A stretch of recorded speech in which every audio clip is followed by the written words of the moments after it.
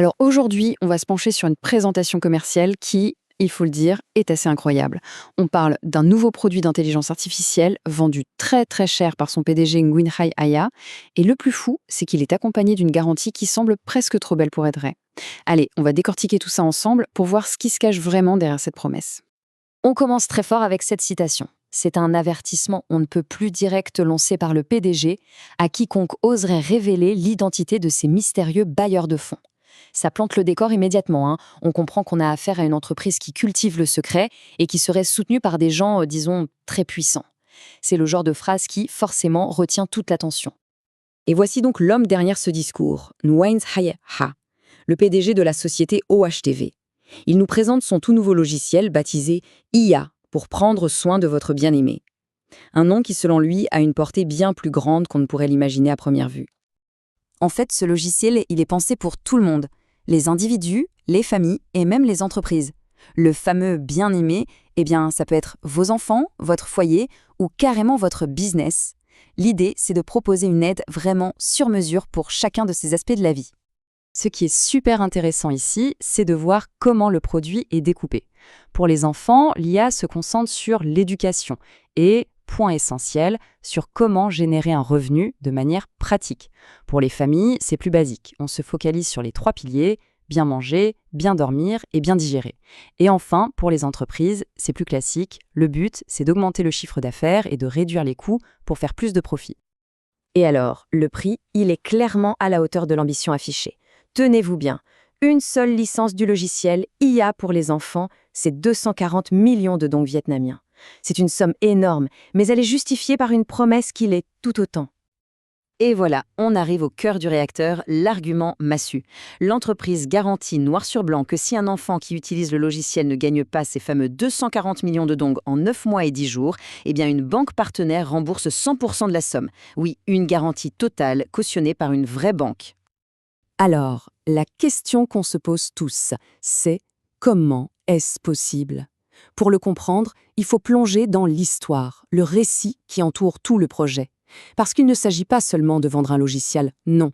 Il s'agit de prendre part à une mission quasi divine, orchestrée par des personnages très, très discrets. Et le personnage central de toute cette mythologie, c'est lui. Le Sufu, le maître.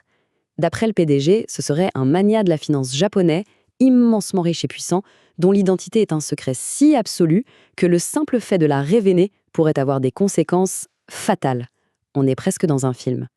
Et ce maître, il aurait confié une mission épique. Les objectifs sont juste énormes. Rien de moins que guérir les blessures de guerre entre le Japon et le Vietnam en boostant l'économie vietnamienne. On parle de créer 200 000 PME et 1 million d'emplois qualifiés d'ici mai 2031. L'entreprise est donc présentée comme un outil au service de cette cause qui la dépasse. Tout ça nous amène à la question fatidique. Comment une entreprise peut-elle se permettre de garantir des sommes pareilles ? La réponse, d'après la présentation, se cache dans une technologie secrète. C'est ça, la vraie question.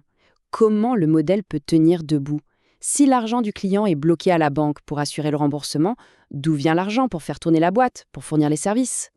Et la réponse tient en 2 mots. Qing'ai. Ce serait une intelligence artificielle maison, un robot de trading conçu pour générer des profits colossaux sur les marchés d'échange. C'est ce moteur financier, qui tourne en secret, qui financerait toute l'opération. Ce schéma explique bien le mécanisme. Donc, le client paye et son argent est mis en sécurité à la banque. Pendant ce temps, l'IA Palching travaille sur les marchés et génère de l'argent frais. C'est cet argent-là qu'est utilisé pour les opérations d'entreprise. Et si au bout du compte le client n'est pas content, la banque lui rend sa mise de départ intacte.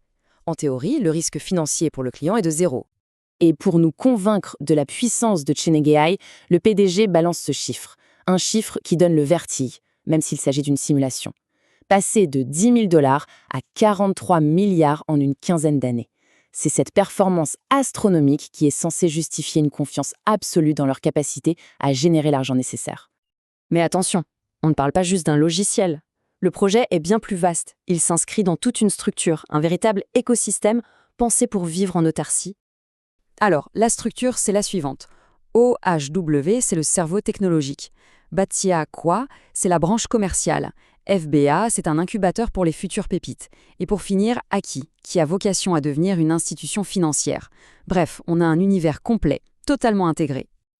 Bon, Tout ça a l'air formidable sur le papier, mais il faut replacer ce lancement dans son contexte, parce que l'histoire de l'entreprise est assez mouvementée. Ce n'est pas leur premier coup d'essai, et le passé a été, disons, compliqué. Et c'est là que l'histoire devient vraiment intéressante. L'entreprise est fondée en 2019 et a très vite connu de gros problèmes.